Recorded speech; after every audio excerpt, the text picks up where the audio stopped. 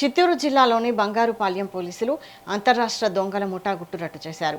ఆంధ్ర, తమిళనాడు రాష్ట్రాల సరిహద్దుల్లో వరుస దొంగతనాలకు పాల్పడుతున్న 3 నిందితులను అరెస్టు చేసినట్లు పలమనేరు డీఎస్పీ ప్రభాకర్ వెల్లడించారు. తమిళనాడులోని వానంబడికి చెందిన ఈ ముఠాపై ఆంధ్రప్రదేశ్లో 6, తమిళనాడులో 6 చొప్పున మొత్తం 12 కేసులున్నట్లు తెలిపారు. నిందితుల నుంచి 28 లక్షల విలువైన బంగారం ఆభరణాలను రికవరీ చేసినట్లు డీఎస్పీ పేర్కొన్నారు.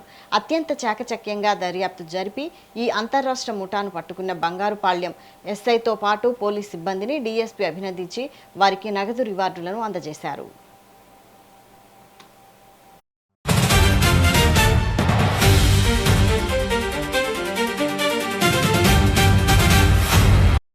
మూడు కేసులు పలమనేరు టౌన్ పోలీస్ స్టేషన్లోను, 3 కేసులు బంగారుపాళ్యంలోను ఉన్నాయి. ఇవి కాకుండా 6 కేసులు తమిళనాడులో ఉన్నాయి. మొత్తం 12 కేసులు సంబంధించి ఈ ఉదయాలు కన్ఫర్మ్ చేయడం జరిగింది. మన 6 కేసులకు సంబంధించి ప్రాపర్టీ సీజ్ చేయడం జరిగింది. 6 కేసులకు సంబంధించి 182 గ్రాముల గోల్డ్, 320 గ్రాముల వెండి, క్రైమ్కి ఉపయోగించిన కారు, తర్వాత స్కూటీ కూడా సీజ్ చేయడం జరిగింది.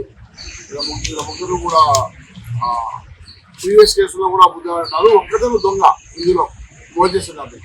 మిగిలిన వాళ్ళు ఇద్దరు విఘ్నేష్ అంటూ మురగను అతను చేసిన దొంగతనము చేసిన ప్రాపర్టీని అమ్మిస్తారు షాప్కి వెళ్ళి. సో ఇద్దరు రిసీవర్స్ ఒక దొంగ అరెస్ట్ చేయడం జరిగింది. రిమాండ్ జరుగుతాం.